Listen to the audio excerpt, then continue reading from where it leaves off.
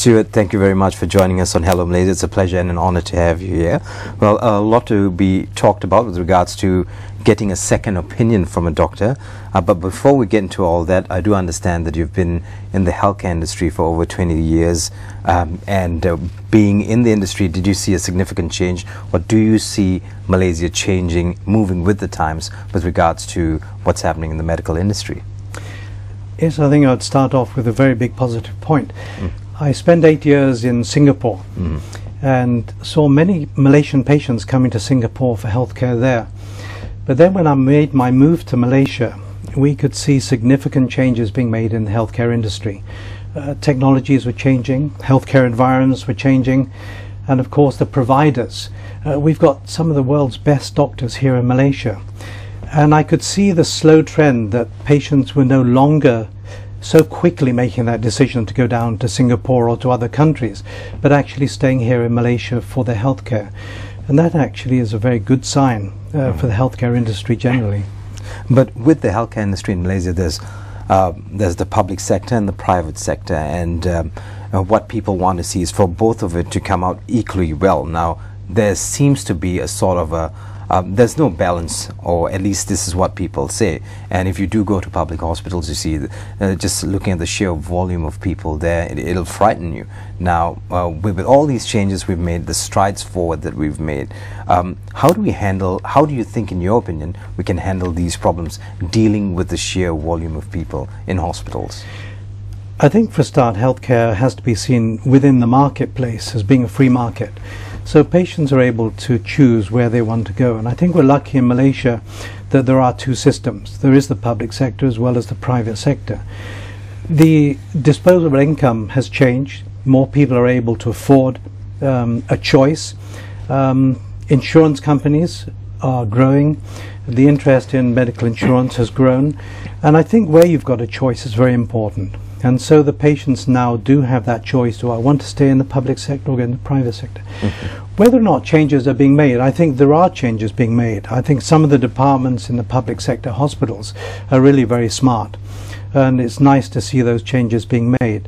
But I think one always has to give a choice. And I'm one for supporting that. And right. Of course, I've tended to be on one side, which is in the private sector. But I have to also say there are some very smart, very nice changes being made within the public sector. Right. Volume is going to continue to grow unless things are done to keep people out of hospital. Right. And I think a lot of that will come back to lifestyle, understanding lifestyle, why people fall sick, and what they can do to prevent perhaps some of the sickness that we see. But I guess that's one thing people don't like to hear here in Malaysia. You know, when a doctor tells you need to make lifestyle changes, it doesn't ring a bell. Well, having said that, in Malaysia, it is said there often is a cultural communication gap between the doctor and the patient. Now, Malaysian patients are thought to be more reserved, or at least, you know, when we go to the doctors, when the doctors say things, we don't ask questions. What are your thoughts on this? I think that's a problem. And I think it's a problem that we're actually addressing by giving patients an opportunity to get closer to their doctors. You're absolutely right. The culture of this part of the world tends to be one of, if I'm told to do something, I'll do it. There is a feeling, I think, with some patients, they are intimidated by their doctor. They're afraid of their doctor. And it's a shame, because if patients were a little closer, they could ask more questions and understand a little bit more of what's going on.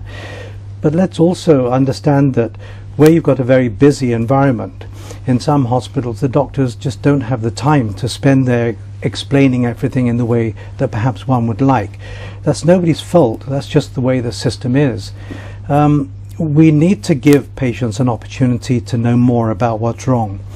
And if you're told that you have a critical illness, I think more people now are saying, well, let me hear that from somebody else. Let me get another opinion on that.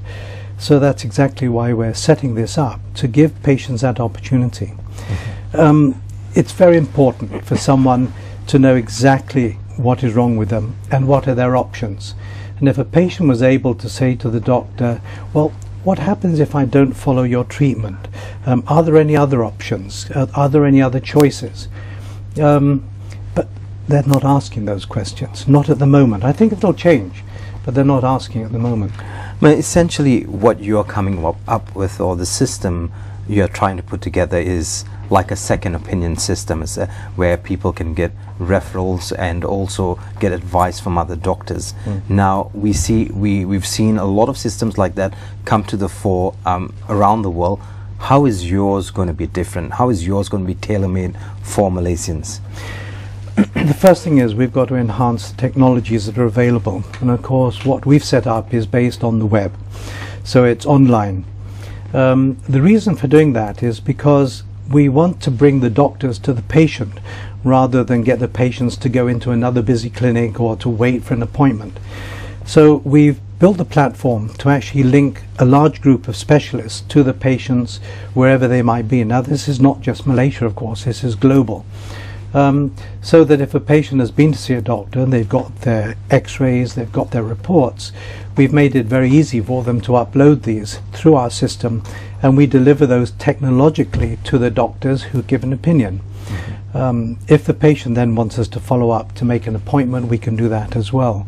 The most important is that they get that opinion from a specialist to either add to what they already know, or to give them a different perspective on what they know as well about their illness.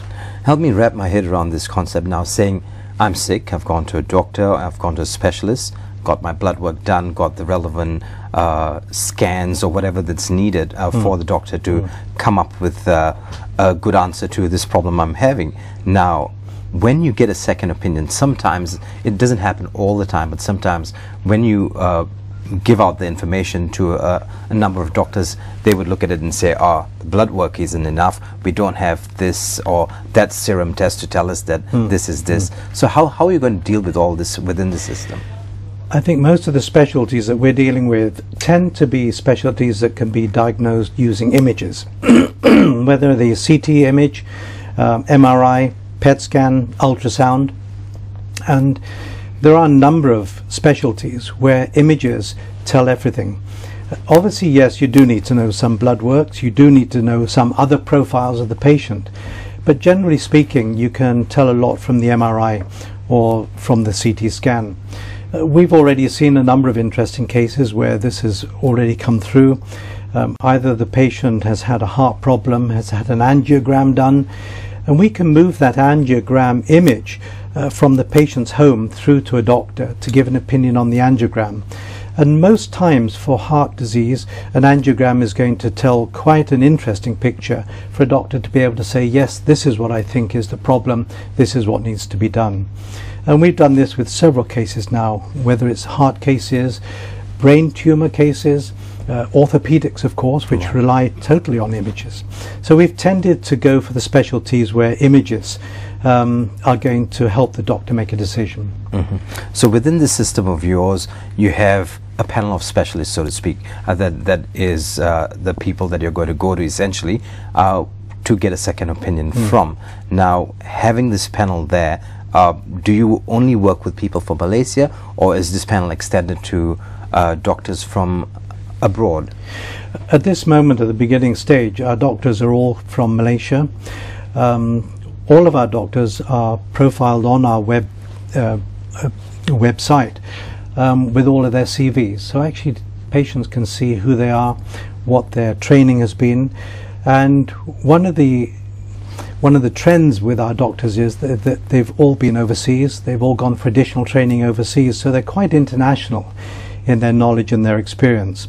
But currently they are all doctors here from Malaysia. And it's important, I think, for us to be able to provide that service with doctors from Malaysia. However, if a patient would like an opinion from overseas, all of our doctors have their links to various centers of excellence from overseas, whether it's America, Europe or Australia. So you pointed out in the beginning that patients from Malaysia used to run to Singapore to get opinions or to see doctors there. Now it still happens today when you're diagnosed with something and some family member will say, you know, there's a doctor in Singapore who specializes in this and you need to speak to that person. Or there's someone I know in the US who can give you a better picture. Yes. So if you're having a system which relies on a panel of doctors from Malaysia, and then you have these kind of dynamics in the play on the periphery, you know, how do you better that system in order to give your patient all the answers they need at that point? Well, as I mentioned at the beginning, the trend of patients not automatically traveling overseas for an opinion or to get to see a doctor means that actually systems have changed here in Malaysia. We will always allow for the patient to ask for an overseas opinion, and we will arrange that for the patient through our doctors. But we would have a starting point that first opinion would come from a Malaysian doctor. Is it going to stop patients going overseas? No, it won't. Those patients who are able to get on a plane and go overseas, of course, they will do that. But what we can do is we can probably save at least one journey. I know of one patient who took his family member to America to see a specialist. And they start off by doing a set of MRIs in America. Now, that doesn't have to happen anymore. Those MRIs can be done here, and the MRI images sent to a doctor in America first before you get on a plane to go over to see a doctor. Wow. And actually you can save someone time and money by using the technology available. And that's what we're doing basically. Well, with this system that you have, do you see it gaining traction here within Malaysia?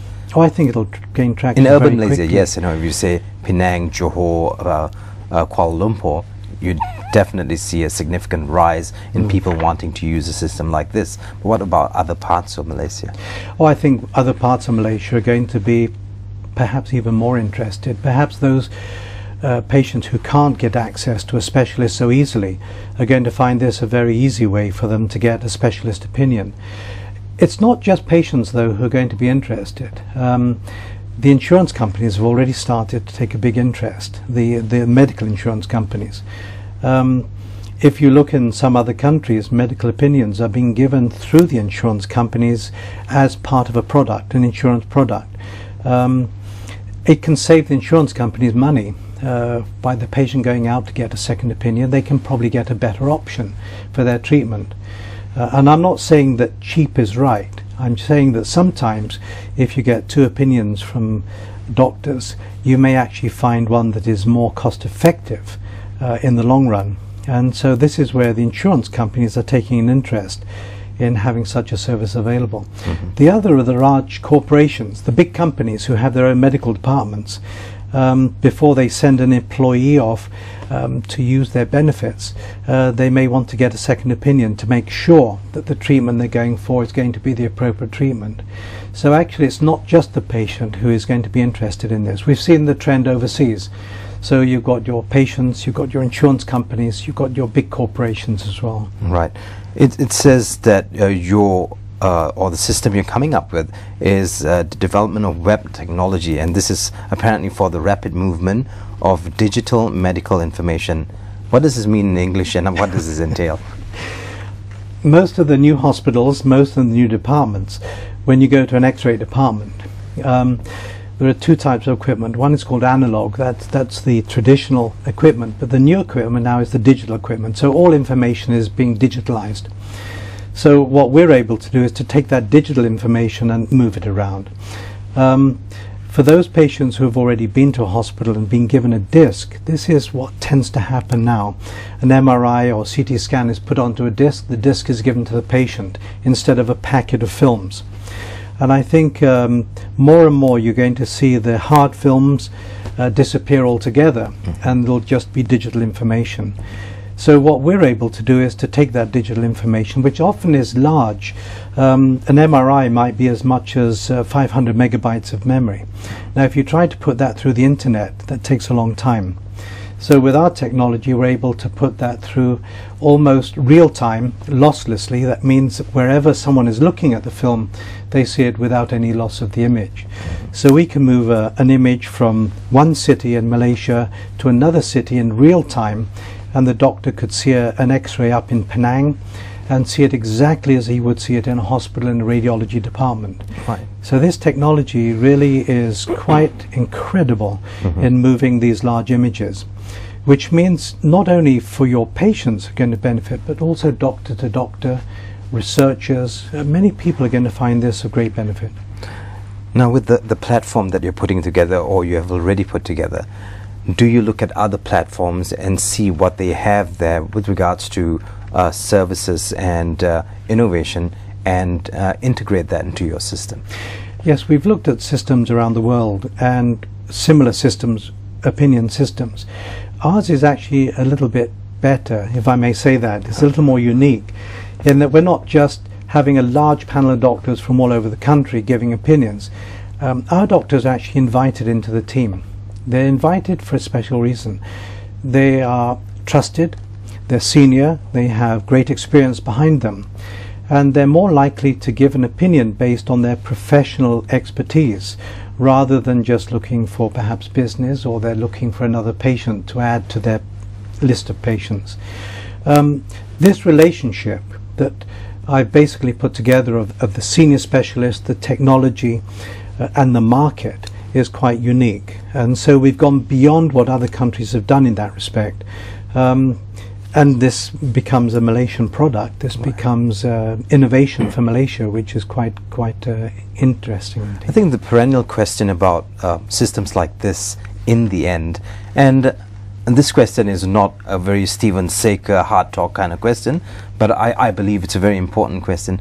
How is the system going to be made affordable for everyone? Well, we do two things in our platform. One is we provide the service, and we are looking at the next level of market, which perhaps is the market that cannot afford what we currently charge. For an opinion, it's just a one price. It's not like there's a whole list of prices. It's 320 ringgit for an opinion. The reason for that price, by the way, is if you go to a consultant's clinic today in the private sector, you're likely to be spending about 280 anyway for a first consult. So that's why it's in that kind of region. But more importantly, this is very convenient for the patient, so they don't waste time looking for a hospital, looking for a doctor. But we're looking at the next level down that can't afford that 320, and so we are putting together a program which will reach that level of the market. We want to make sure that the first level is correctly addressed first, and once we've done that, then we'll be looking at that second level. But the other thing we're doing is we're providing an educational service. We've set up our own YouTube channel, Medical Opinion Asia. Our channel has video explainers. This is to help people understand what second opinion is all about. We've just put our new explainer onto our YouTube channel, but this time in Bahasa Indonesia for the Indonesian market. And we're just about to put a third on, which is in Arabic for the Middle East market as well. And what's the response been? The Indonesian response has been tremendous. We've only had that out for 1 month, and I think we've already reached about 37,000 views from Indonesia. Our first explainer video has already reached, I think it's now about 160,000 views. We're finding that this is one way of reaching out to the market. Right. Of course, social media is the other, but it's becoming very, very much followed. And the other is that I'm interviewing my doctors and putting those interviews onto our YouTube channel as well. This is all free of Is that a sort of a portfolio of the doctors? This is what I've done is I've picked certain illnesses to try and help the public know more about those illnesses. So we've done one on cardiology, one on cardiac surgery. We've done one on memory loss, because we see memory loss as being a huge problem. As the aging community expands, memory loss is going to be a problem. What did you say? Well, you talk about case studies. In the brief we received with regards to your platform, there was some very interesting things about case studies, and one from Indonesia which talks about a brain tumor. Can you walk us through that? Yes, this was a patient who came to us seeking an opinion because she'd been diagnosed with a brain tumor. She'd had an MRI done in Indonesia. We got hold of those pictures from her, and we passed that to one of our neurosurgeons, who immediately gave an opinion as to what type of treatment would be required. Now, that was all that the patient needed to give her the confidence that that's what I would like to do. And so we arranged for that patient to come from Indonesia to KL for that treatment. She came a few weeks ago. It was not a little tumor by any means. This was a huge tumor. And she and her husband came here, and we took care of their hotel, we took care of the hospital bookings, everything. She had her treatment done, and this was very high-tech treatment as well, and very successfully removed. And she has now gone back to Indonesia, very happy that the tumor has been removed. This is what we're able to do. and we'll be doing this for patients from other parts of the world as well. We're already getting inquiries from other parts of the world. Saying if I have a problem at this point and I need a second opinion, how do I get on this platform, and how do I get some opinions rolling in before I make a decision as to what I want to do? The first thing, you'd come onto our website, medicalopinionasia.com, and from there everything is self-explanatory. There's an explainer video right as soon as you go onto the landing page, and from that point on you're talked through what you need to do. You can see our doctors on the site, so you can choose if you wish. If you don't know which doctor to choose, our system will choose the doctor for the patient. But it's done in categories, so if it's a cardiac patient, you'll see the cardiac doctors and so on. So it's very easy, and it's done from the home, so you don't have to go out. It's from all of the platforms, whether it's from a PC, from a tablet, a laptop, anything, even a smartphone. But once you upload your images, of course, you will need to have some kind of a CD drive in order to upload the images. Even that, we give an explainer as to how to upload the images, which is very seamless and very easy for the patients to do. And once those images have come into our cloud, those can be permanently stored for the patient. So actually it becomes a library for the patient. They can visit any time they like to see their images. But equally, we can then use that to share with the doctors to get the opinion. But one example, if I could give, was a young man with a knee problem. We uploaded his image of a torn cartilage, and that was put into the system. The doctors gave the opinion, but he shared it with his doctor brother in Germany, who equally shared it with a professor of orthopedics in Zurich. And all in real time. It's all done overnight, basically. The professor in Zurich said, "This is what I could do for you." The patient went to Zurich and had the treatment done. Now that was without having to go and see that doctor first. And this is why I say technology can help bridge these gaps by moving these images around to get fast opinions. Right. Now, coming from a country where we were very stuck in our traditions, what would be your message to us with regards to second opinions? And I'm sure you've interviewed a lot of people who've gotten second opinions before even coming up with this initiative you have. What would be your message to us, taking into consideration what you've heard from people?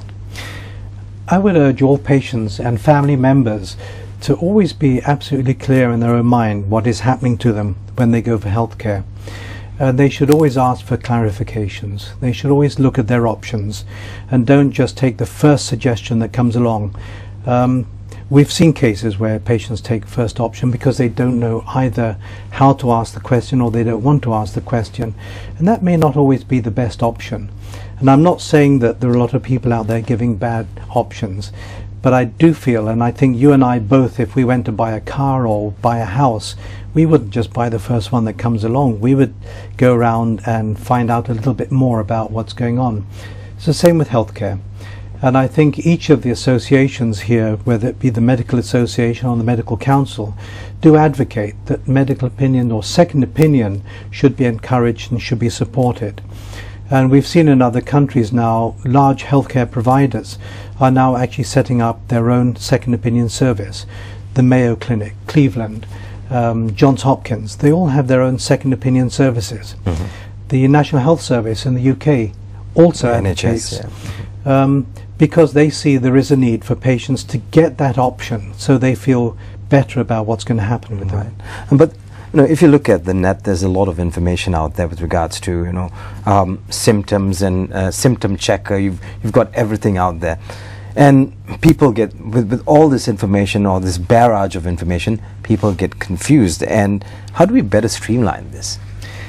I don't think you can. I think the good thing about all of this information, it does make people a little more alert and a little better educated. I say a little because there is a lot of bad stuff out there as well. There is a lot of opportunity now for patients and families to learn more about healthcare, and that's good. It does prepare themselves as well when they go to see their doctor, that it's not such a surprise. It's just that they're still not crossing that line to ask those questions when they're with the doctor. And again, it comes back, I would try and encourage patients to do that. Don't be put off by a doctor who says, I haven't got time to answer that now, or you do as I say, or that I'm the doctor. That's past, that's historical. Now the doctor that you want to see is the doctor who does answer the question, the doctor who does give you a little bit more than just, well, this is what's wrong with you, this is what I'm going to do for you. The patients do say, well, is there another option? Can I do something else? What happens if I don't have this treatment? We must encourage patients to do that. Right. Once again, if I want an opinion, I want to find out how to get a second opinion, all I have to do is log on to www.medicalopinionasia, all one word, .com. medicalopinionasia.com. That's all. On that note, thank you very much, Stuart. It was a pleasure and an honor to have you here. Thank you. Most welcome.